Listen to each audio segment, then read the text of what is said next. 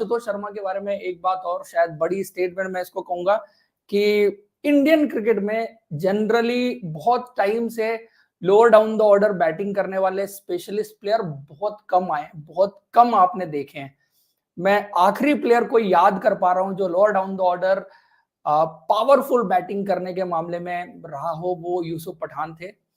I think उसके बाद कोई पावरफुल प्लेयर आप देख रहे हैं जिसके पास पावर है, और स्पेशली जो लास्ट के 2 ओवर 3 ओवर की सिचुएशन है इन T20 क्रिकेट, उसके लिए डेजिग्नेटेड हो सकता है, उसके लिए ही उसकी बल्लेबाजी बनी है, उस रोल में ही स्पेसिफिकली अच्छा खेल सकता है।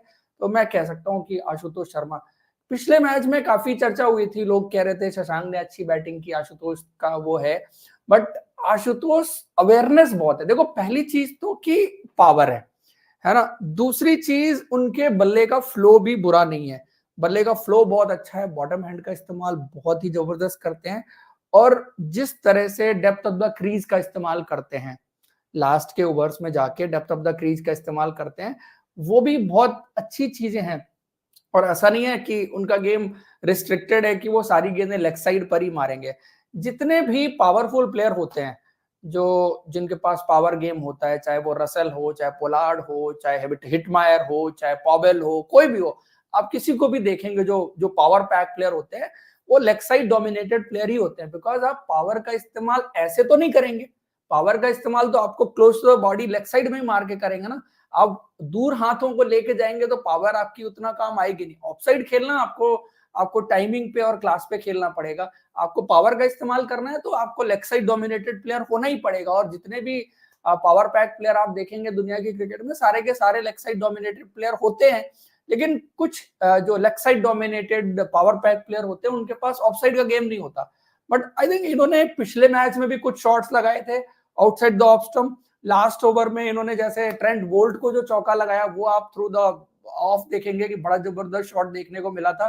तो ये भी मैं कह सकता हूं कि ये जो अभी तक हमने पिछले 5-6 महीने में आशुतोष शर्मा देखा है, it's not a kind of fluke और समथिंग। ये कंसिस्टेंट बेसिस पर हो रहा है, और कुछ बेसिक चीजें अच्छी दिख रही हैं, बैटिंग के पॉइंट ऑफ व्यू से अच्छी दिख रही हैं। बिकॉज हमने कंटिन्यूअसली बात की 11 गेंदों पर 50 बनाना किसी भी फॉर्मेट में कहीं भी किसी भी ओपोनेंट के खिलाफ is not an easy thing.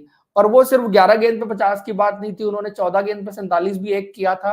अभी 3 मैचेस में आप उनकी परफॉर्मेंस अगर देखें, लगातार वो 200 के स्ट्राइक रेट से खेल रहे हैं और जबरदस्त बल्लेबाजी कर रहे हैं। आज भी उन्होंने 16 गेंद पर 31 रन की पारी खेली, 1 चौका 3 छक्का। पिछले मैच में भी सिमिलर पारी थी, उससे पिछले मैच में भी सिमिलर पारी थी। सो लोअर डाउन द ऑर्डर जाके जो इम्पैक्ट इनका देखने को मिल रहा है, जो कंसिस्टेंसी देखने को मिल रही है ना, वो भी एक इंपॉर्टेंट चीज है कि बहुत सारे बैट्समैन के साथ देखते हैं, आए एक मैच में खेल दिया, फिर आपको वो देखने को नहीं मिलता। तो वो कंसिस्टेंसी और throughout from Syed Mushtaq Ali trophy to IPL, ये मुझे लगता है अच्छे साइन है इंडियन क्रिकेट के पॉइंट ऑफ व्यू से कि आशुतोष शर्मा के रूप में एक अच्छा lower down the order batsman emerge हो रहा है। अब आगे का तो पता नहीं मुझे कितना आगे खेलेंगे नहीं खेलेंगे, बट आई थिंक उनको एटलीस्ट IPL के लेवल पर देखना मेरे लिए तो अच्छा लग रहा है मेरे को कि इंडियन बैट्समैन, क्योंकि जनरली आप इंडियन बैट्समैन को एसोसिएट नहीं करते पावर के साथ। इंडिया के बैट्समैन में ज्यादातर बैट्समैन आपको टच टाइमिंग क्लास वाले बैट्समैन दिखेंगे। पावर पैक बैट्समैन तो आपको वेस्ट इंडियन दिखेंगे, ऑस्ट्रेलियन दिखेंगे, साउथ अफ्रीकन भी उतने पावर पैक बैट्समैन नहीं दिखते। आजकल इंग्लैंड में ज्यादा पावर पैक बैट्समैन आते हैं जो आपको डाउन द ऑर्डर देखने को मिलते हैं। बट इंडियन बैट्समैन बहुत रेयर होते हैं कि आपको पावर पैक बैट्समैन देखने को मिले। So he is Ashutosh Sharma for you, जो जब